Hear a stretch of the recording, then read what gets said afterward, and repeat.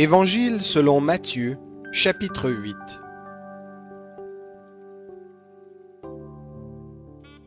Lorsque Jésus fut descendu de la montagne, de grandes foules le suivirent.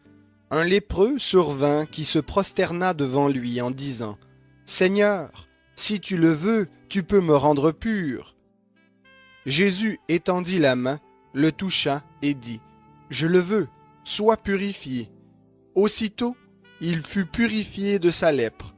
Puis Jésus lui dit : « Garde-toi d'en parler à personne, mais va te montrer au sacrificateur, et présente l'offrande que Moïse a prescrite, afin que cela leur serve de témoignage. » Comme Jésus était entré dans Capernaum, un centenier l'aborda, et le supplia, disant : « Seigneur, mon serviteur est couché à la maison, paralysé et violemment tourmenté. » Jésus lui dit : « Moi, j'irai le guérir. » Le centenier répondit : « Seigneur, je ne mérite pas que tu entres sous mon toit, mais dis seulement un mot et mon serviteur sera guéri. Car moi qui suis soumis à des chefs, j'ai des soldats sous mes ordres, et je dis à l'un : va, et il va, à l'autre : viens, et il vient, et à mon serviteur : fais cela, et il le fait. » Après l'avoir entendu, Jésus, plein d'admiration, dit à ceux qui le suivaient : « En vérité, je vous le dis, je n'ai trouvé chez personne, même en Israël, une si grande foi. Or, je vous le déclare, plusieurs viendront de l'Orient et de l'Occident, et se mettront à table avec Abraham, Isaac et Jacob dans le royaume des cieux.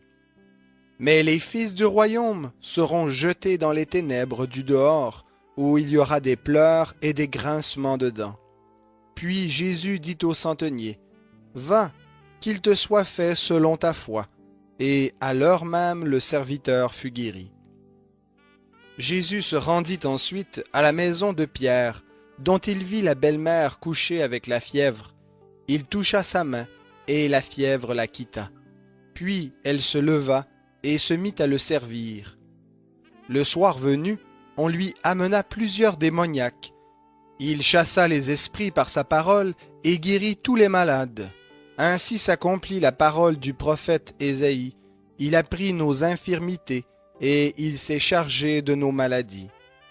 Jésus, voyant une foule autour de lui, donna l'ordre de passer sur l'autre rive. Un scribe s'approcha et lui dit : « Maître, je te suivrai partout où tu iras. » Jésus lui dit : « Les renards ont des tanières et les oiseaux du ciel ont des nids, mais le Fils de l'homme n'a pas où reposer sa tête. » Un autre parmi les disciples lui dit : « Seigneur, permets-moi d'aller d'abord ensevelir mon Père. » Mais Jésus lui répondit : « Suis-moi, et laisse les morts ensevelir leurs morts. » Il monta dans la barque, et ses disciples le suivirent. Alors il s'éleva sur la mer une si forte tempête que la barque était couverte par les vagues, et lui, il dormait. Les disciples s'approchèrent de lui et le réveillèrent en disant : « Seigneur, sauve-nous, nous périssons. » Il leur dit : « Pourquoi avez-vous peur, gens de peu de foi ?» Alors il se leva, menaça les vents et la mer, et un grand calme se fit. Pleins d'admiration, ces hommes se disaient : « Quel est celui-ci, car même les vents et la mer lui obéissent ?» Quand il eut abordé sur l'autre rive, dans le pays des Gadaréniens, 2 démoniaques sortant des tombeaux vinrent à sa rencontre. Ils étaient si redoutables que personne n'osait passer par là. Ils lui crièrent : « Que veux-tu de nous, Fils de Dieu ?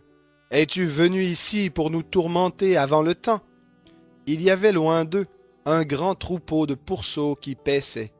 Les démons suppliaient : « Si tu nous chasses, envoie-nous dans ce troupeau de pourceaux. » Il leur dit : « Allez !» Ils sortirent et entrèrent dans les pourceaux.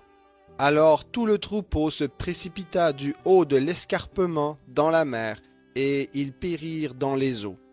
Ceux qui les faisaient paître s'enfuirent et allèrent dans la ville pour tout raconter, et spécialement ce qui était arrivé aux démoniaques.